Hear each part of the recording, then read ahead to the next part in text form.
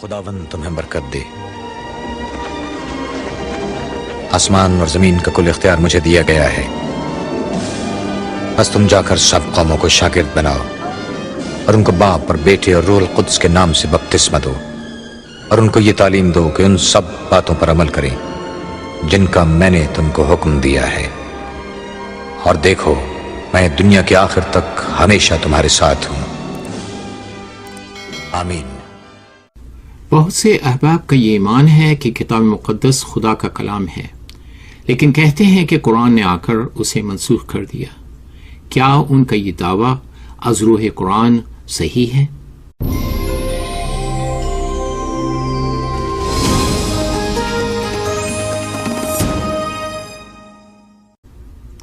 अगरचे मुसलमान ये इकरार करते हैं कि तौरात, ज़बूर और इंजील जैसी किताबें खुदा की तरफ से नाजिल की गईं और मजमूई तौर पर बाइबल मुक़द्दस में मौजूद हैं, चंद ये भी कहते हैं कि ये सारी किताबें मनसूख हो चुकी हैं।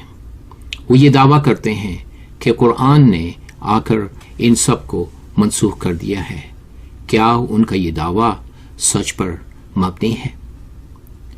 अजीज नाजरीन, हमारा मुतालिया तो ये है कि इस किस्म का दावा किसी ठोस सबूत पर मबनी नहीं।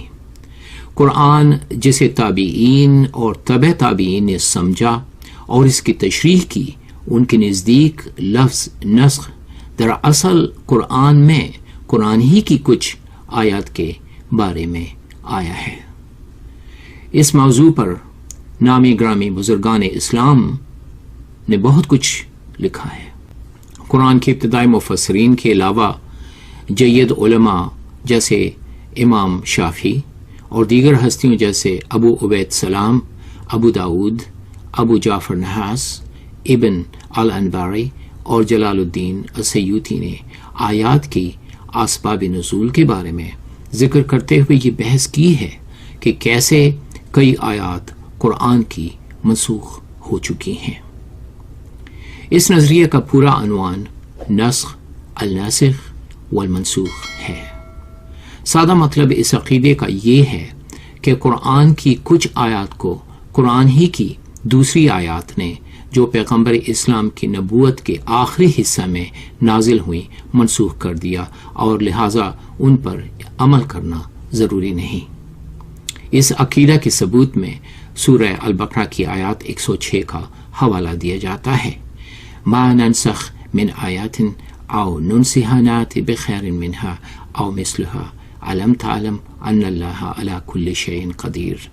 हम अपनी जिस आयत को मनसूख कर देते हैं या बुला देते हैं, उसकी जगह उससे बेहतर लाते हैं या कम से कम वैसी ही।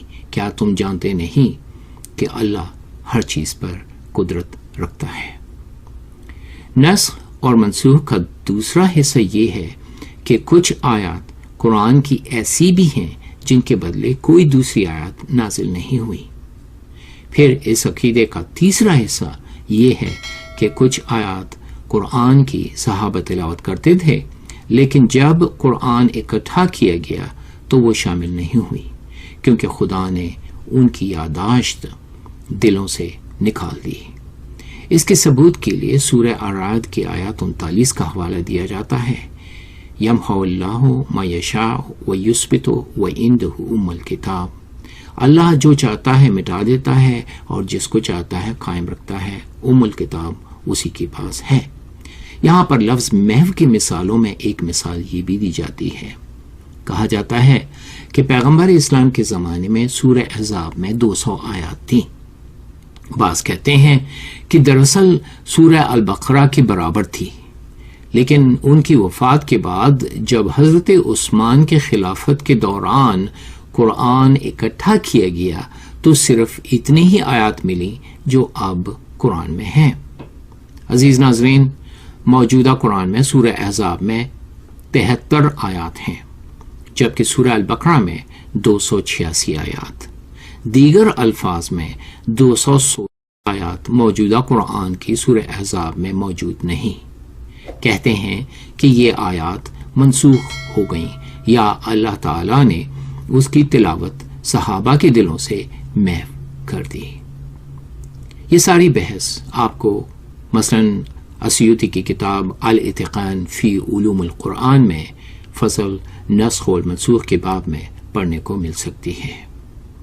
پھر منسوخ ہوئی آیات کی تعداد 5 سے بڑھ کر کئی سو تک پہنچتی ہے۔ ضمناً یہ بحث کافی نزاعی ہے۔ ہمارا مقصد یہاں پر صرف اتنا ہے کہ واضح ہو کہ نسخ و منسوخ کا سلسلہ قرآن کا اپنا معاملہ ہے، اس میں پہلی کتابیں یعنی کلام مقدس بالکل شامل نہیں۔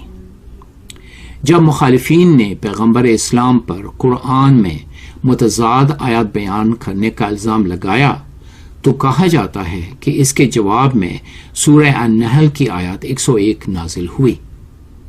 آیات یوں ہیں، وَإِذَا بَدَلْنَا آیَةً مَكَانَ آیَةٍ وَاللَّهُ أَعْلَمُ بِمَا يُنزِلُ قَالُوا إِنَّمَا أَنْتَ مُفْتَرٍ بل اکثرهم لا یعلمون۔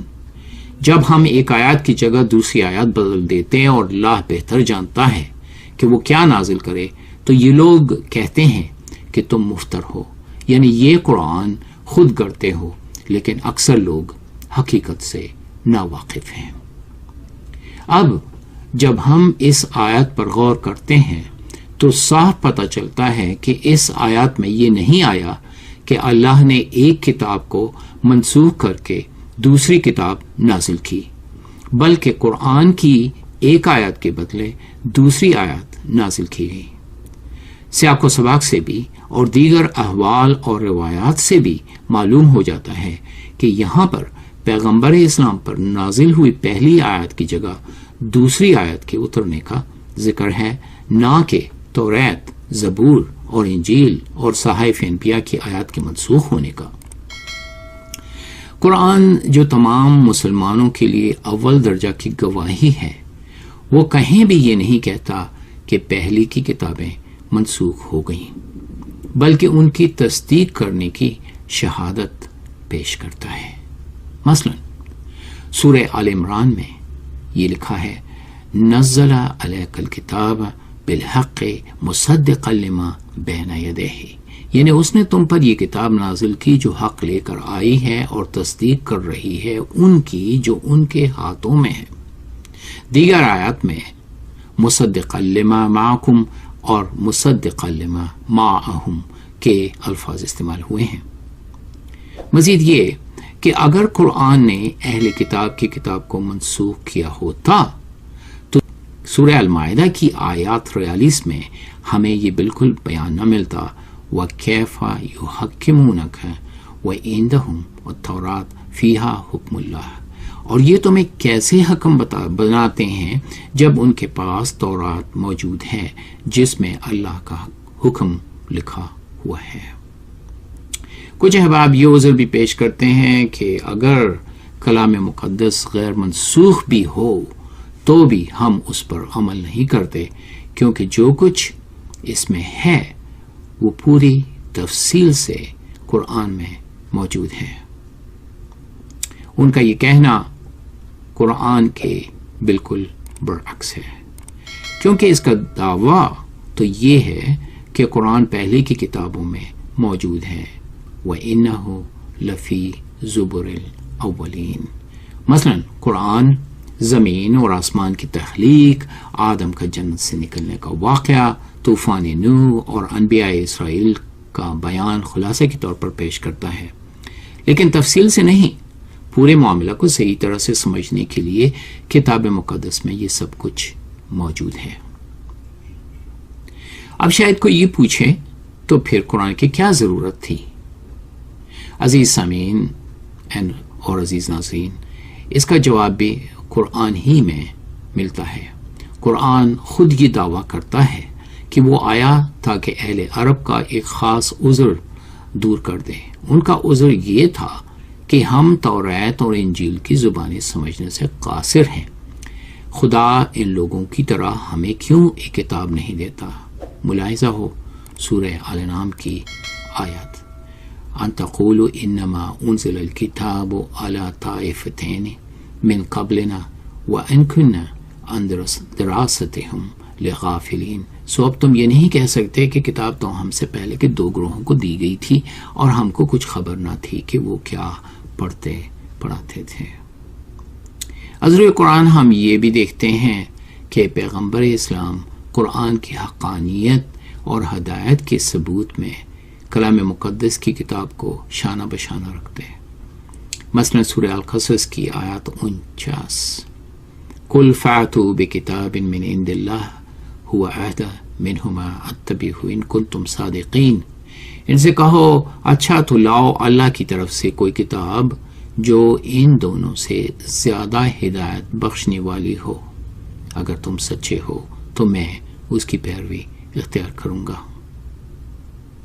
عزیز ناظرین، اسی طرح سے سورہ البقرہ اور سورہ ال عمران کی آیات سے معلوم ہوتا ہے کہ قرآن پہلی کی کتابوں پر ایمان لانے اور ان میں کسی قسم کی تفریق نہ رکھنے کی تلقین کرتا ہے۔ اسی لیے ہمیں یہ آیت ملتی ہے لا نفرق بین احد منہم، ہم اس میں کوئی تفریق نہیں کرتے۔ عزیز ناظرین، ہم آپ سے درخواست کرتے ہیں کہ کلام مقدس بائبل کو پڑھیں، کیونکہ قرآن بھی کہتا ہے اس میں ہدایت اور نور ہے۔ دراصل بائبل مقدس میں خدا کا فہم، انسان کی حالت، راہ نجات، گناہ گاروں کا انجام اور ایمانداروں کے لیے خوشی کا پیام ہے۔ اس کی تعلیمات مقدس، تواریخ حقیقت، احکام لازم اور فیصلے اٹل ہیں۔ فہم و دانش کے حصول کے لیے کلام مقدس بہتر کتاب ہے۔ یہ کتاب باعمل ایمان اور پاکیزہ زندگی گزارنے اور سلامتی کی راہ کی نشاندہی اور اس پر چلنے کی تلقین کرتی ہے۔ عزیز ناظرین اور سامعین، کلام مقدس کے مطالعہ سے پتہ چلتا ہے کہ اگرچہ دنیا میں بہت سے بزرگ اور نبی آئے، لیکن حضور المسیح کلمت اللہ سب سے جدا ہیں۔